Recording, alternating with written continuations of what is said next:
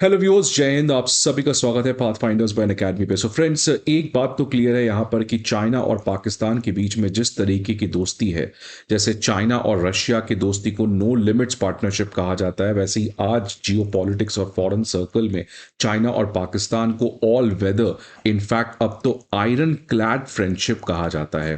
Because जिस तरीके का स्ट्रेटेजिक सपोर्ट चाइना ने पाकिस्तान को इस पर्टिकुलर वॉर में दिया था against India, that was remarkable. Because कभी भी चाइना ने इतना ज़्यादा डायरेक्ट सपोर्ट पाकिस्तान को नहीं दिया था। बिकॉज लास्ट टाइम इंडिया और पाकिस्तान का जो एक मेजर वॉर हुआ था वो कारगिल वॉर हुआ था, and at that point of time China was irrelevant player. लेकिन आज जिस तरीके से इंडिया और पाकिस्तान का 1999 कारगिल वॉर के बाद एक तरीके का बहुत बड़ा यहाँ पे एस्केलेशन हुआ था, उस समय आज की हकीकत के हिसाब से चाइना एक बहुत बड़ा जियोपॉलिटिकल प्लेयर है। और अगर चाइना इस तरीके से पाकिस्तान की मदद करता है, so that will become difficult for India. So friends, ये बात इंडिया के जियोपॉलिटिकल सर्कल्स में जो मिथ था कि चाइना एक रिस्पॉन्सिबल कंट्री प्रोबेबली हो सकता है और वो पाकिस्तान जैसे कंट्री को कुछ डायरेक्ट सपोर्ट नहीं देगा, but this myth has been busted and one thing is clear that China and Pakistan are really iron clad friendship. और अब इसी पर्टिकुलर आयरन क्लैड फ्रेंडशिप को बढ़ाते हुए पाकिस्तान जो इस समय बुरी तरह हारा हुआ है, आइसोलेटेड है, अब उसके जो डेप्यूटी प्राइम मिनिस्टर हैं वो अपने ऑल वेदर फ्रेंड चाइना के पास चले गए हैं।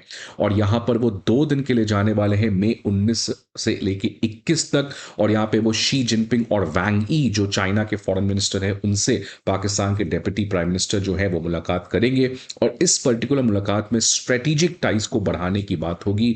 खासकर जो डिफेंस इंफ्रास्ट्रक्चर है, ज्वाइंट को प्रोडक्शन है, fifth fighter generation jet fighter generation की फाइटर जेट्स है, उन सभी तमाम चीज़ों के ऊपर ये बातचीत प्रोबेबली हो सकती है। सो ये एक काफ़ी बड़ी न्यूज़ यहाँ पे बनते हुए नज़र आ रही है फ्रेंड्स। दूसरी तरफ अगर हम रशिया की बात करें तो रशिया भी इस समय कंफ्यूजिंग सिग्नल्स भारत को दे रहा है। बिकॉज रशिया के फॉरेन मिनिस्टर का आप देख सकते हैं फ्रेंड्स, जस्ट परसों का स्टेटमेंट है कि सर्गियो लैवरोव ने कहा कि इंडिया और चाइना को एक साथ होना चाहिए। इन दोनों को कोई अगर लड़वाने का काम कर रहा है तो वो है वेस्ट है। इनफैक्ट यूएस के ऊपर टारगेट किया गया था।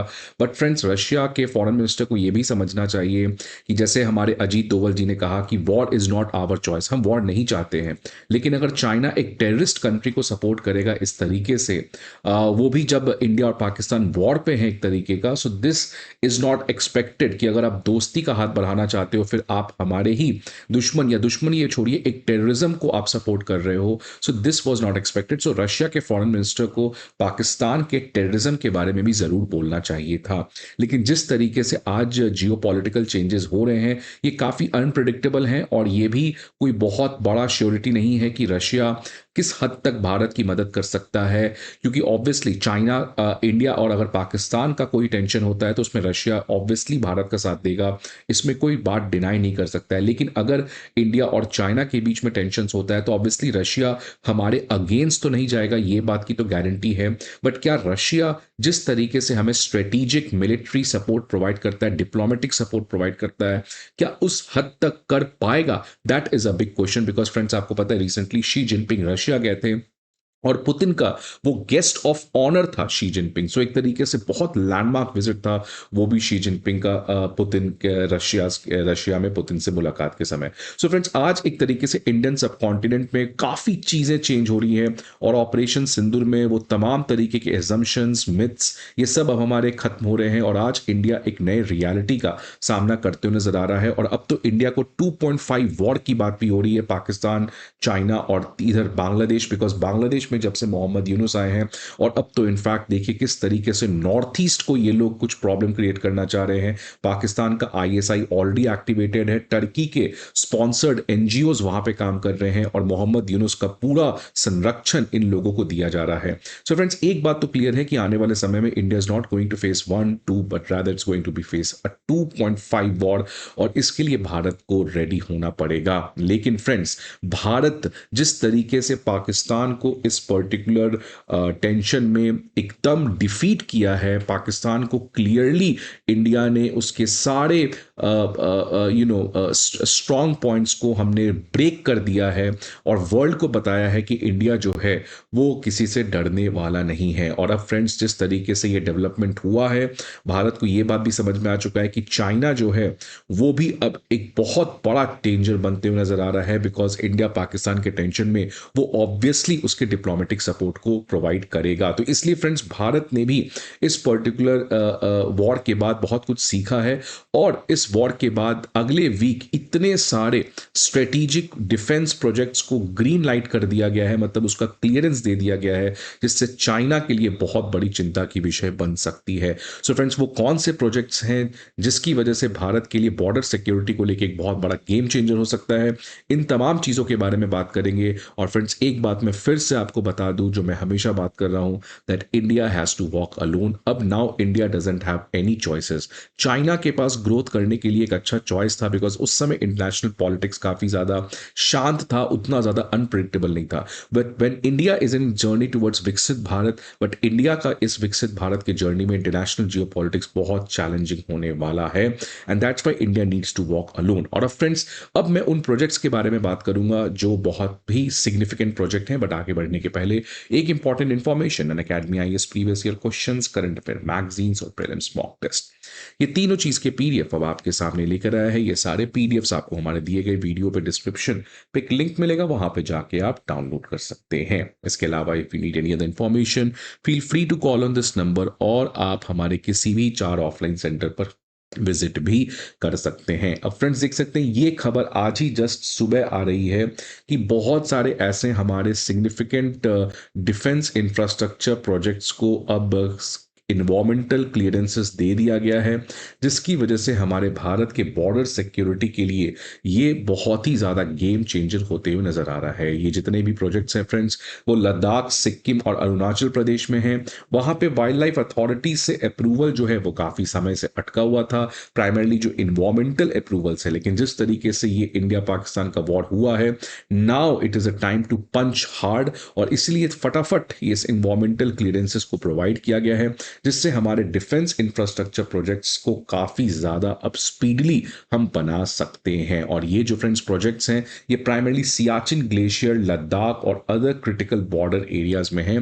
प्राइमरली मतलब इससे हम पाकिस्तान और चाइना, या वेरी प्रिसाइजली पाक चाइना के अगेंस्ट हम अपने डिफेंस कैपेबिलिटीज़ को काफ़ी ज़्यादा स्ट्रेंथन कर सकते हैं, बिकॉज पाकिस्तान के लिए हमें कुछ एक्स्ट्रा करने का ज़रूरत नहीं है, जितना है उतना ही काफ़ी है पाकिस्तान के लिए। But yes, China is a big challenge, और इसलिए भारत जो है वो अब चाइना के ऊपर काफ़ी ज़्यादा फोकस करते हुए नज़र आ रहा है। फ्रेंड्स, ये एक तरीके का इमेज है।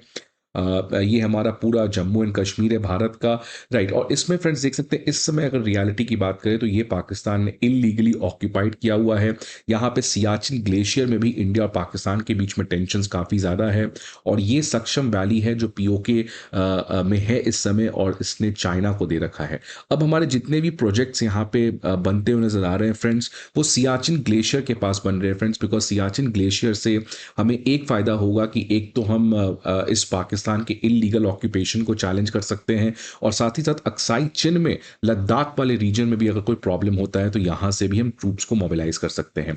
इसलिए फ्रेंड्स, सियाचिन ग्लेशियर जो वर्ल्ड का हाईएस्ट बैटल ग्राउंड है, वहाँ पर अब बहुत सारे हमारे प्रोजेक्ट्स बनते हुए नजर आ रहे हैं। अगर मैं कुछ प्रोजेक्ट्स आपको बताऊं फ्रेंड्स, तो एक सबसे इंपॉर्टेंट प्रोजेक्ट्स मिसाइल यूनिट अब हम एस्टैब्लिश करने जा रहे हैं, और ये शियोक रिवर, आप फ्रेंड्स देख सकते हैं कि शियोक रिवर जो है वो सियाचिन ग्लेशियर के पास है।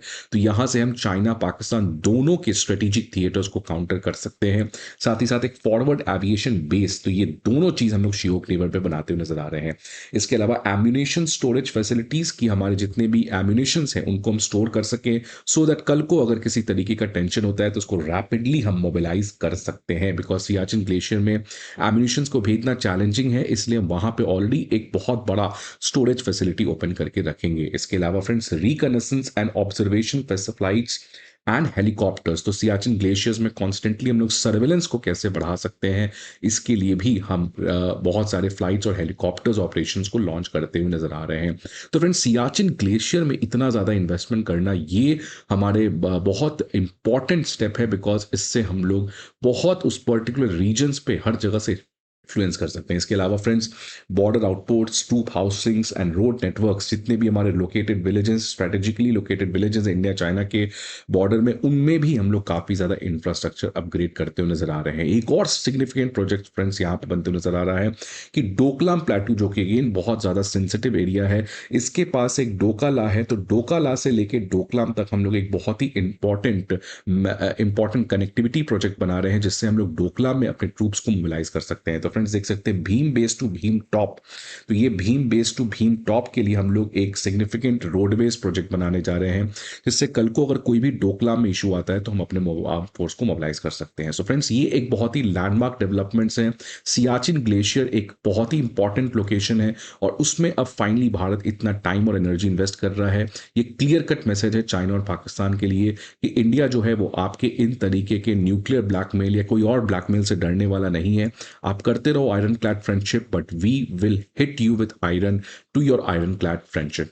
लेकिन फ्रेंड्स, एक चीज की जरूरत है कि जिस तरीके के आज इंडियन कॉन्टिनेंट में भारत के लिए बहुत चैलेंजेस बढ़े हैं और आने वाले समय में ऑब्वियसली बढ़ेंगे, इसके लिए भारत को एक नेशनल सिक्योरिटी स्ट्रैटेजी जरूर चाहिए कि हमारे आखिरकार सिक्योरिटी थ्रेट्स हैं क्या, कहाँ कहाँ पे हैं, कितने कितने हैं, और किस तरीके से हम उनको टैकल कर सकते हैं। बिकॉज अभी तक इंडिया का एक नेशनल सिक्योरिटी स्ट्रैटेजी नहीं आया है, इसीलिए दिस इज अ डॉक्यूमेंट जिससे हमें कंप्लीट भारत के नेशनल सिक्योरिटी के बारे में पता चले। इसको जल्द ही रिलीज करना चाहिए। फ्रेंड्स, आपके क्या सुझाव हैं इस पर्टिकुलर न्यूज के बारे में? Please let me know the comment box. I hope आपको ये वीडियो अच्छा लगे। See you again some another video friends, till then goodbye and take care.